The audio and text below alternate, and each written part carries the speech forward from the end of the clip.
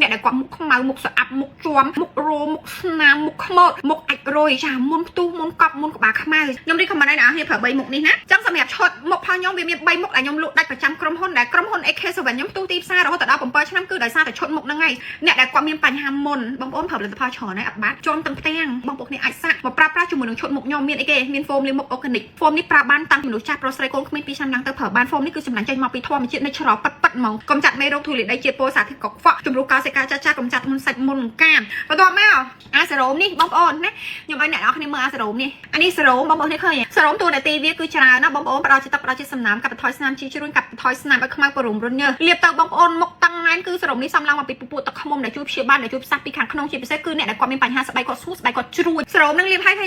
ញឃើញសាច់ដៃឡើងតឹងឡើងផ្អឹសឡើងឡើងមានសំណើមបន្ទាប់ពីអូនលាបសេរ៉ូមអូនទុកមកស្ទុះប្រហែលជា2-3នាទីទុកឲ្យស្ងួតបន្តិចបន្ទាប់មកឯងដាក់សាច់លេដែលកំពូសាច់លេបងប្អូននេះស្គាល់កំពូសាច់លេព្យាបាលមិនថាជាប់មិនថាអាចរយបងប្អូនបកាយខ្លាំងអ្នកដែលគាត់មុខខ្មៅមុខស្អាប់មុខជាប់មុខរោមុខស្នាមមុខខ្មោចមុខអាចរយចាមុនផ្ទុះមុនកប់មុនក្បាលខ្មៅនេះអ្នកនរគ្នាប្រើពពុះគ្រីមវីតាមីននេះជួយព្យាបាលស្បែកមុខបកាយណាមើលសាច់លេខ្ញុំមានគ្រាប់ collagen នៅក្នុងហ្នឹងដែលជួយព្យាបាលហើយជួយចិញ្ចឹមជួយបំពន់ជួយថែរក្សាសាច់មុខទៀត